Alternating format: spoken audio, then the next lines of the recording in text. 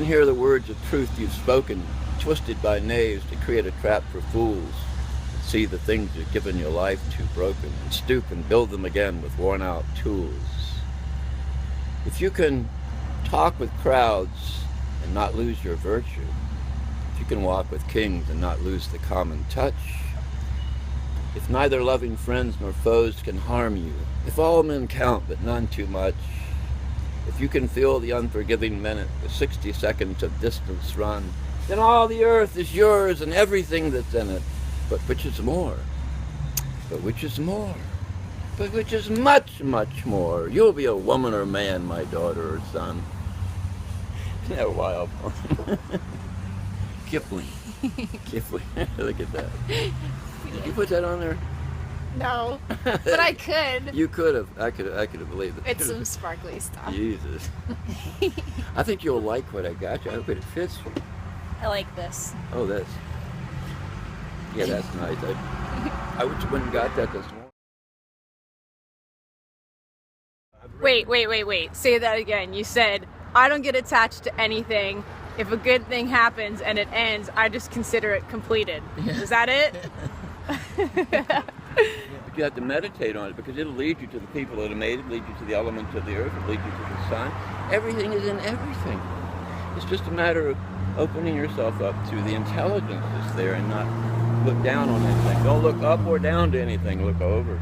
You know, equal. You have to equal God, or else you rob God. God is the laws of the universe. There's only one law. Balance. Balance. That's the only law that exists. Only one. Everybody's got a whole bunch of them. But the law of balance governs everything. Even nature has to obey it, or it crashes on the beach.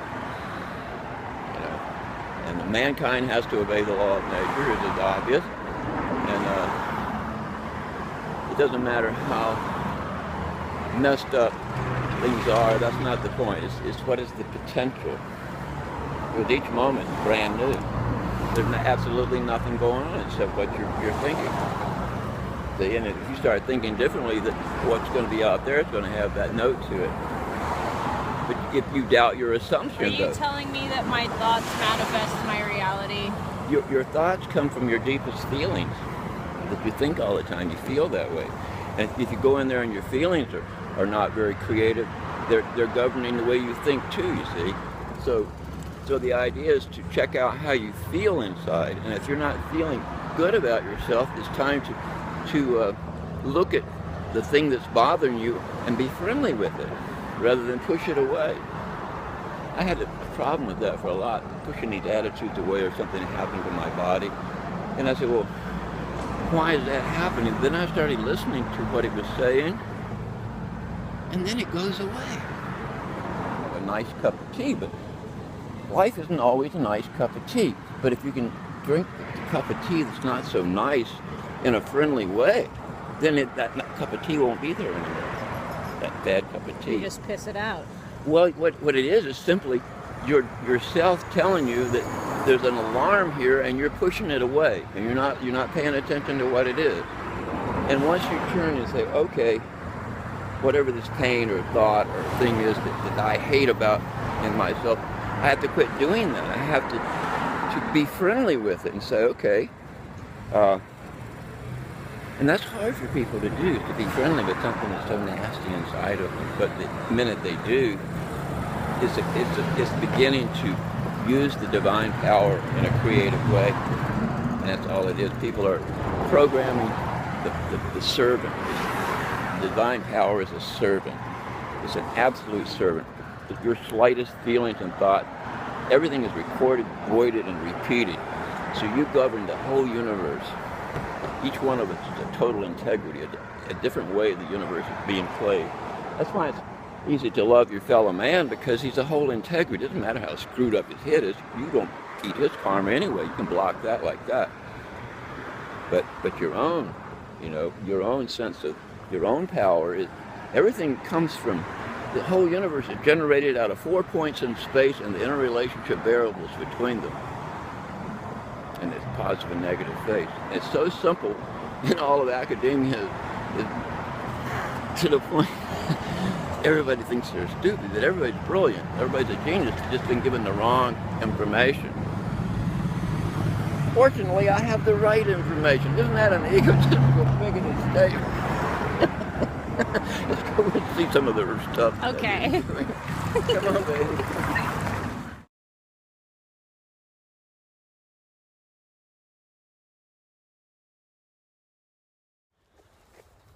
For God's sake, what kind of phone is that? That's better than my phone. This is the sparkliest phone that you ever did see.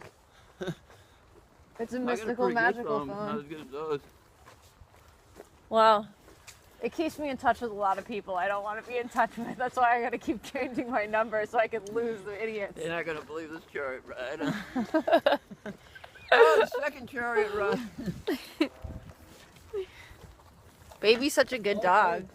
Wait. I gotta back up. When you stop this thing, I got to rebalance my weight so I don't go catapult me off onto the ground. Just a few feet back. Oh, so it holds your back. Yeah, this like. Oh, so you can basically just sit. And it puts it in the low of the back, and I don't have to pull with my hands, and I can just.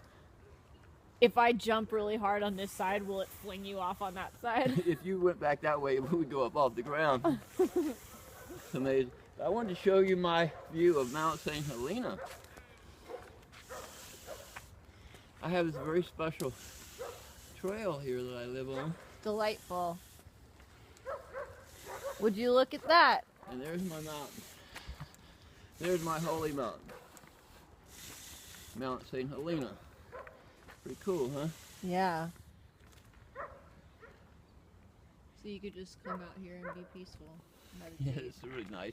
In the morning, coming through here, peeping over there. I don't even live in Sebastopol. The first year, I didn't even know where Sebastopol was. I was on this trail. Every time I go to town, the cops would shoot me over to Santa Rosa.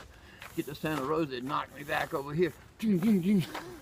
I think they're all documented on film, too. That's how it happened when I wound up in Humboldt. I didn't even know where the hell I was, and I stepped out of the car and there was pot leaves all over the ground, and I was like, oh yeah, I'm in the right place. I'm never fucking leaving.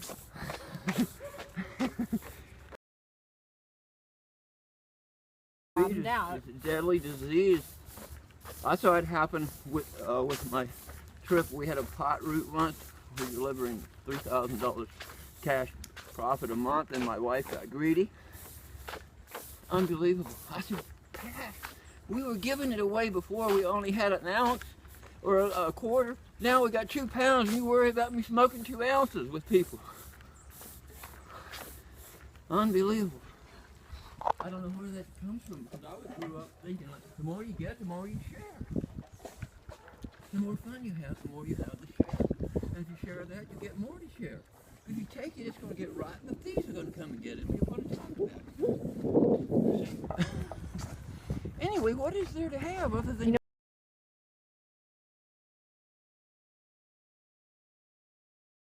What is there material that you could hold on to that's real? There's nothing there. You mean I can't bring all my glitter with me when I die? Everything that you see here is then recorded in the inert gases of the mind. Everything is recorded. Your slightest feeling, your slightest desire, everything. There's nothing here more than a billionth of a second old, so don't try to grab at anything or hold on to it. You'll miss the next moment because you'll be holding on to this shit and somebody's trying to hand you something else and you can't take it because you're holding this. Now you're ready to receive again. Get rid of it. Here, check this out. Here's my monster. I think you should be president. It's so peaceful. Every time I step out my front door in LA, it's like there's so much concrete and people, and it's just so intimidating. It's really intense. That's very interesting that you put yourself in that situation, because I was in that situation for many years in California. And my whole thing was to migrate out of it knowing everything that was there. But otherwise I'd be pulled back in because it's a great laboratory of learning things with people. Yeah, that's the thing, is that I'm not in the trees anymore. And I have spent 45 years there, since 61. Well, this is my God, it's 50 years now. And I was the king there on Venice Beach, king of the art and everything. I started the art mural, everything, you know. They called me Mr. America there, you know. But when I took that last chariot there, I said, all right, come on. They put me in jail. You know, I wanted to test it all out, see if I could master it. I rode it out like wild horses. The whole thing, man, just the gangs and everything. It was fun. But I mastered it with love again, you know. Just one more time for myself that I knew that it wasn't fake. Went down there by myself on the chariot, spun around and knocked one of my enemies for a loop, accidentally. It was his karma to get hit by the front of my chariot. He made it. They filmed it. He was off the ground. But he had nicked me once with a martial arts move unnecessarily. And I said, I wonder what God's going to do about that. Next time I come to town, I spun my chariot around. Bam! Knocked him on the ground. Yeah, Cosmo. Who's trimming your mustache? How is it you're keeping it all trim? Hmm? Are you trimming this with scissors? It used to be really long. It's trimmed by me burning it. When I trim it, it looks like sometimes I trim it where you can see my lip. Like with scissors? Yeah. It's probably looked really ragged now, but it's got a lot of marijuana resin. No, ragged. I haven't cared for my face other than washing it or trimming it, because the weather's been so rough lately. Just in, you know, last 72 hours, we just barely come out of the rain, you know. But I went over and got.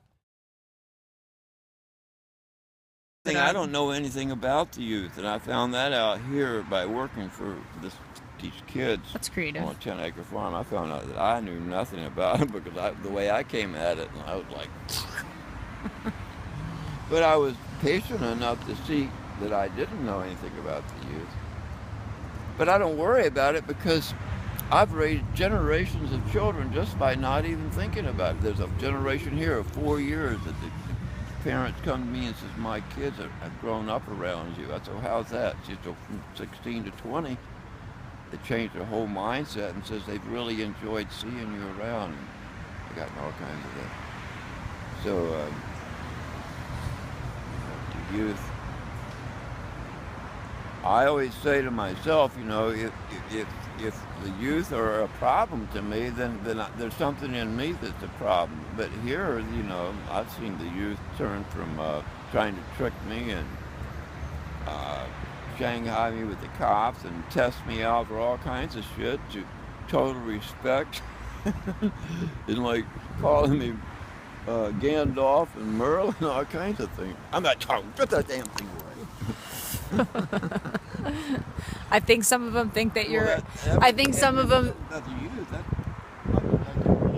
No, they think you're a wizard. That's what the kids around here. If I'm around for a while and the kids are naughty, I just be more myself, and they see that I'm very colorful. And my dog, and eventually it always turns out some of them will come in and talk to me. I never contact them. And I'll give them a piece of wisdom. Then I turn into Gandalf. They ask me every day. Right. I've been dealing with, you know, it's like I've watched this whole Sebastopol, Santa Rosa thing in the 4 years. I got it documented in my computer. I got 12 hours of film of my first year. You wouldn't believe it. Get to see that stuff if you haven't. What, just getting hassled by the cops and hassled by people? Oh my God, the first year, I documented everything. It's kind of funny, you know. Because I was hit with some of the heaviest witchcraft ever possible to hit a man. Which is how I feel like when we had this conversation about LA, that I'm constantly having to protect myself against people's like psychic fucking war. You know, I don't know how you could possibly deal with LA. Maybe you're young, and I'm 70 years of age, and I did it since the 60s up until recently. And you guys live in a different kind of world with LA than I did. I started from Persian Park to being on the beachfront there in Venice, and it was the most wonderful experience from the 60s up until just a few years ago that could possibly be on the face of the earth. And then it got too ganged out and tight and pinned in, and the only thing I had left was Tuna Canyon and Malibu and maybe a few friends on Venice Beach. And those are a hell of a hike. Huh? It's a hell of a hike, like outside of town. It's like very... And like if I'm there on the chariot, they'll give me 4 days of red carpet, and then the gangs get so goddamn jealous of me being it's dangerous for me to be a star there anymore. I had the heyday. I'm not interested in it. I can do it In other words, the cops told me, Rolly, your show's too big for Venice Beach, so all I can do is be a splash through there. I went down there and took LA on one more time, just like, all right, come and get me, all of you. They put me in LA County jail, and the worst possible scenario, changed to the fucking bench. But you know, there was some things that happened that was so precious and all that I thought, okay, here's the moment that I have to really remember about all this, because I wanted to take it on and see what it was worth. So I had a dream in there. I couldn't have had the dream any other place in that goddamn dungeon. And I had to go through that in booking in the LA County jail again. You had the dream in jail. Which is a motherfucker, to even get to that. So it was like a nightmare that I was very conscious in, that okay, you wanted to take it on and see if you could make it through it in flying colors, okay? And I did. I didn't have one. And they busted your fucking balls. They couldn't bust my balls.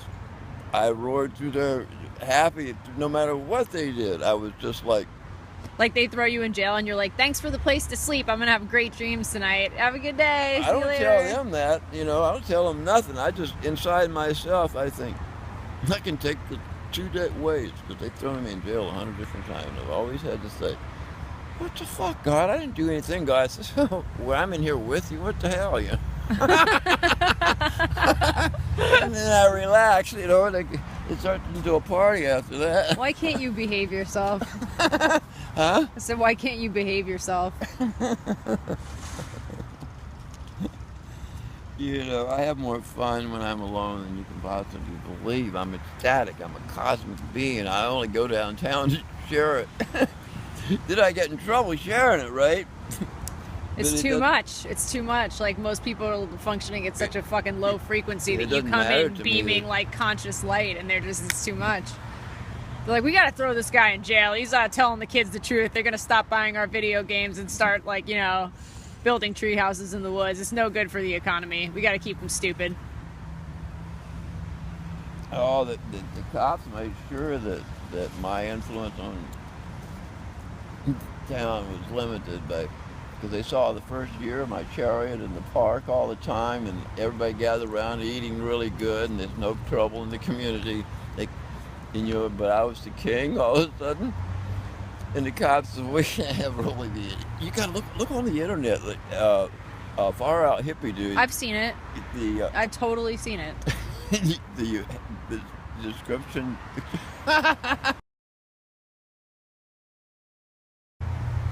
Well, it shows you how twisted, you know, but you know, the karma that comes from that sort of thing.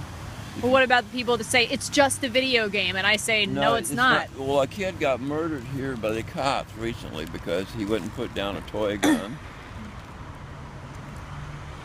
Same thing. Why did they have a toy gun that looked like a AK-47? Because fucking that's what we think is fun for kids to play war games. Okay, the cops thought it was a real gun, told him to put it down. He put it down. They blew him away.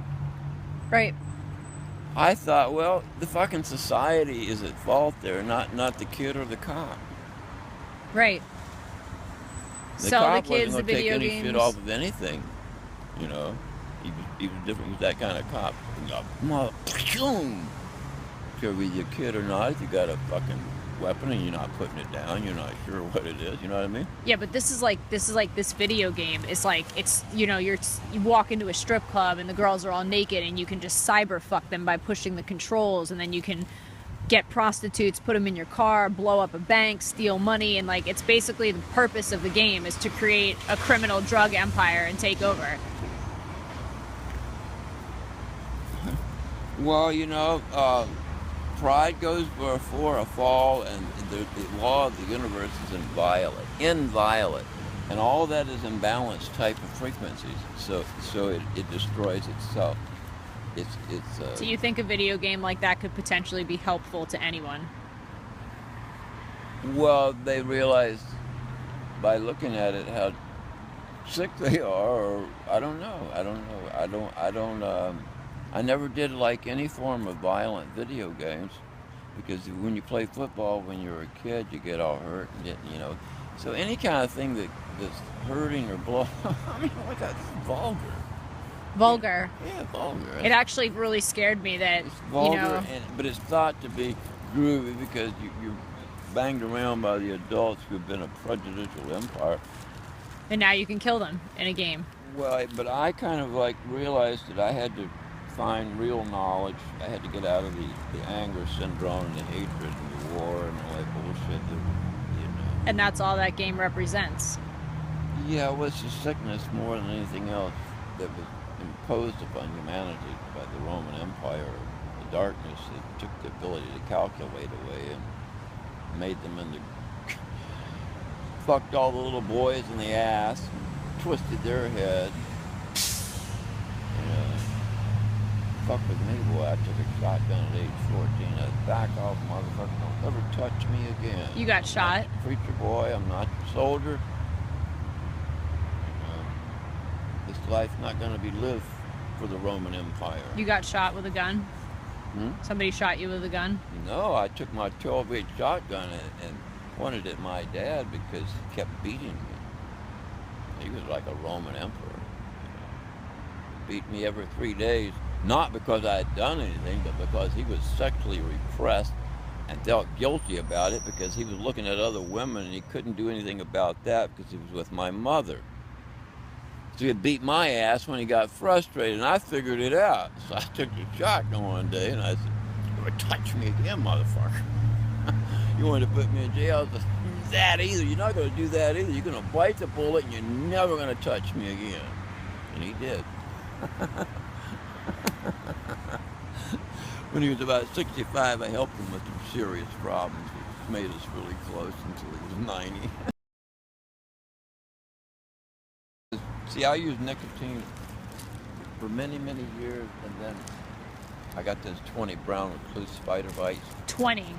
20 around my waist. It took me 2 years to be able to learn to walk again. Jesus Christ. And it went all the way into the bone and into the spinal cord. Wait, so it ate away your skin? Yeah, and after that, if I even smelled tobacco, it would make me nauseous. And to this day, if I smell tobacco, I have to run.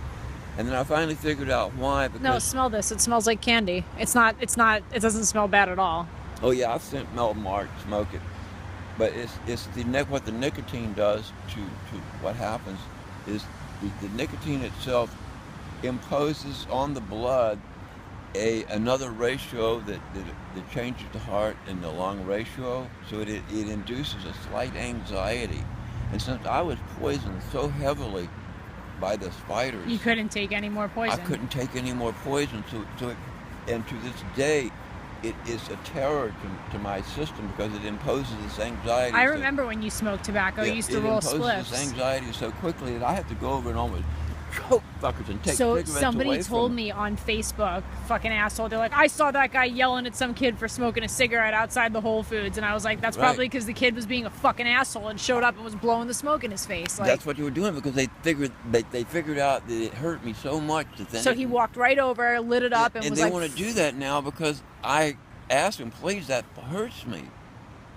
And he said, "Fuck you," basically. They think they got a right to smoke in public around me, so they come in and light up, and I go, "Crap, the motherfucker, cigarette." And I said, "Dude, it even says no smoking." You're like, "I politely asked you not to do it." I've asked them that a million times, but since they know that it fucks with me, they do it on purpose. They do it on purpose with the feeling, well, I've got a right to smoke in public. Fuck you and your problem.